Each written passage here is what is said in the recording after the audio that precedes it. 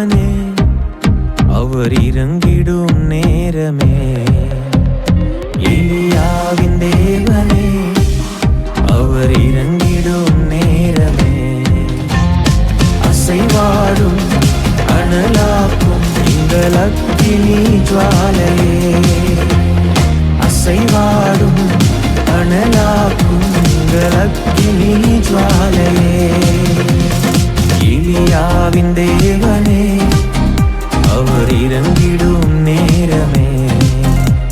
கர்த்தருடைய நாம மகிமைப்படுவதாக. ஆண்டவரும் அருமை இரட்சகருமாக இயேசுவின் நாமத்தினாலே இந்த நாளுக்காய் கர்த்தரை ஸ்தோத்திரிக்க நாம் கண்கள் மூடி ஜெபம் பண்ணுவோமா?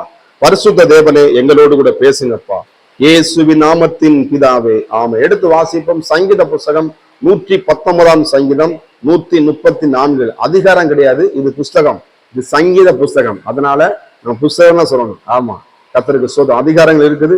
ஆனால் தாவீது ஆண்டவரை மகிழ்ந்து கொண்டாடின தேவன் செய்த நன்மைகளை அவன் பாடலாக பாடி கர்த்தருடைய இருதயத்திலே இடம்பெற்றவன். நீங்களும் இடம்பெற போறீங்க. கர்த்தருக்கு ஸ்தோத்திரம். எடுத்து வாசிப்போம்.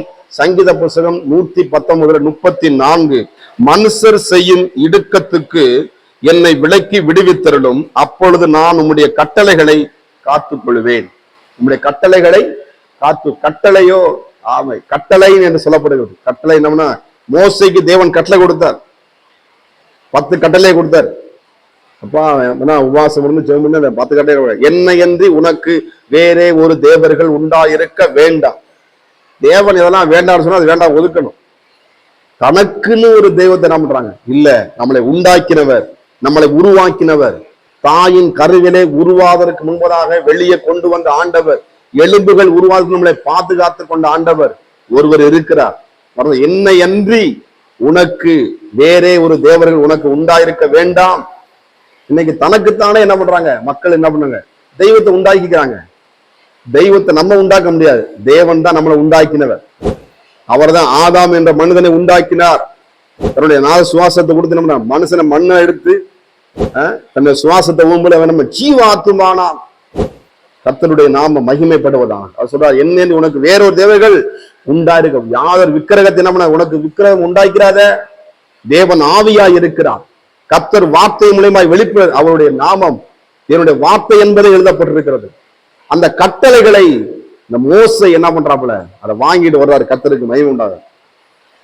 மறுபடியும் அந்த மட்டும் கட்டளை நம்ம வாங்கி கொண்டு ஆமா சோத்திரம் அந்த கட்டளை நம்ம காத்துக்கொள்ள வேண்டும். இன்னைக்கு எதையோ பின்பற்றி ஜனங்கள் விழுந்து போகிறார்கள், ஏமாற்றப்படுகிறார்கள், சிதறி போகிறார்கள், கலங்கி போகிறார்கள், பாதுகாப்பு இல்லாமல் போகிறார்கள். நம்மளை பாதுகாக்கிறவர், நம்மளை உண்டாக்கினவர், உண்டாக்கினவரை நம்ம என்ன பண்ணணும்? பார்க்கணும். கர்த்தருக்கு ஸ்தோத்திரம்.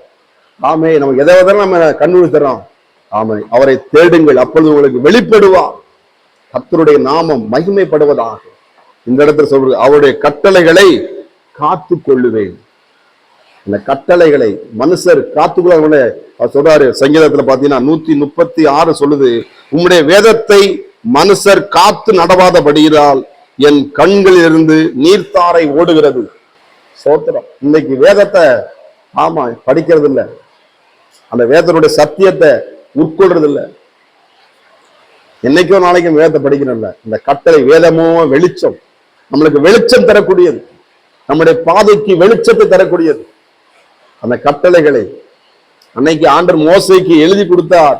இன்றைக்கு எங்க எழுதி கொடுத்துட்டாருன்னா, நம்முடைய இதய பலகையில தேவன் எழுதி வைக்க விரும்புகிறார். வசனங்கள்னா எங்க எழுதி இருக்கணுமா? நம்ம இதய பலகையில இருக்கணும். என்னை உண்டாக்கினவர் இருக்கிறார், எனக்கு நல்ல ஒரு ஏற்ற துணையை தேவன் எனக்கு தருவார், என் எதிர்காலத்தை என்னை ஆஸ்வதிப்பார். நான் அவரை காத்து நடக்கிறபடினா, அவர் வசனத்துக்கு நான் காத்திருக்கிறேன். கர்த்தருக்காய் காத்திருக்கிறவர்கள் நீங்க கழுகு போல அடித்து சிறகில் அடித்து உயரை எழுப்புவீர்கள். நடந்தாலும் சோர்ந்து போக மாட்டீங்க. உங்களை சில சோர்வடை பண்ணலாம். நீங்க என்ன பண்ணா, கர்த்தருடைய வேதத்தை, இந்த வேதத்தை நீங்க சுமந்தினா ஆண்டவர் உங்களை சுமப்பார். கர்த்தருடைய வார்த்தைக்கு வைராக்கியம் இருந்தீங்கன்னா கர்த்தர் உங்களுக்காக வைராக்கியமா இருப்பார். ஆண்டவர் நாம மகிமைப்படுவதாக. ஆண்டவர் பாருங்க, மோசே வல்லமையாய் பயன்படுத்தினார். அவன் கட்டளைகளை, அந்த வார்த்தைகளை. கடல் 2ஆ பிளக்குதுங்க. உன் வாழ்க்கையில் இருக்கிற எப்படிப்பட்ட செங்கடலா இருந்தா 2ஆ பிளக்கும். கர்த்தருடைய நாமம், கர்த்தருடைய பிரசன்னத்தை நீ சுமக்கிற பாத்திரமா இருக்க வேண்டும். இன்னைக்கு எதை மக்கள் சுமக்குறாங்க? நாம் சுமக்க வேண்டியது எது தெரியுங்களா? தேவனுடைய பிரசன்னம். இந்த காலை வேளையிலே ஆண்டவரே உங்களுடைய பிரசனத்தினால எங்களை நிரப்புங்கப்பா, உங்களுடைய வல்லமையினால எங்களை நிரப்புங்கப்பா. மற்றதை கத்த நிரப்புவா. நமக்கு தேவையான முதல்ல தேவனுடைய பிரசன்னம், தேவனுடைய சந்தோஷம், வீட்டுக்குள்ளே சந்தோஷம், மகிழ்ச்சியும் சமாதானம் உண்டாகணும். கர்த்தருடைய நாமம் மகிமைப்படுவதாக. இந்த கட்டளைகளை காத்துக் கொள்ளுவோம். நமக்கு கொடுக்கப்பட்ட இந்த ஜீவ குணத்தை தக்க வைத்துக் கொள்ளுவோம். இந்த ரட்சிப்புக்கு ஒவ்வொரு நாள் என்ன பண்ண பிரயாசப்படணும். என்னைக்கே ரட்சிக்கப்பட்ட, என்னைக்கு நான் காத்து நடந்த, இன்றைக்கு நம்ம எப்படி இருக்கிறோம்? இந்த நாள் கர்த்தர் உண்டு பண்ணின நாள், இதிலே மகிழ்ந்து கலிகுற கடவோ. இந்த நாள் கர்த்தர் கொடுத்த நாள். சந்தோஷமா இருங்க, மகிழ்ச்சியா இருங்க. இருதயத்தின் வேண்டுதலை கர்த்தர் நிறைவேற்றுவா.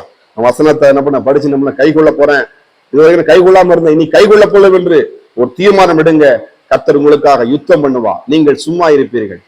சும்மா இருக்குன்னா சும்மா இருக்க, வயசு படிக்கணும், கீழ்ப்படியணும், இதை காத்துக்கொள்ளணும். கர்த்தர் உங்கள் குடும்பத்தை காத்துக்கொள்ளுவா. ஜெபம் பண்ணுவோமா? பரிசுத்த தேவனே, நன்றி செலுத்துகிறோம் இந்த நாளுக்காக. எங்களோடு பேசின வார்த்தைகளுக்கு சோதனை கட்டளை காத்துக்கொள்ள உங்களுக்கு உதவி செய்யுங்க. இயேசுவின் நாமத்தின் பிதாவே, ஆமென். God bless you. கர்த்தர் உங்களை ஆசீர்வதிப்பாராக. நான் ஒருவன் மாத்திரம் மீந்திருக்க பாகாலின் படைகளை எதிர்த்திடுவேன். நான் ஜெபிக்க ஜெபிக்க அவர் தலையசைப்பா, ஜெபிக்க ஜெபிக்க அவர் தலையசைப்பா. நெருப்பாய் இறங்கிடுவா என் தெய்வம், நெருப்பாய் இறங்கிடுவா. ஆவியே,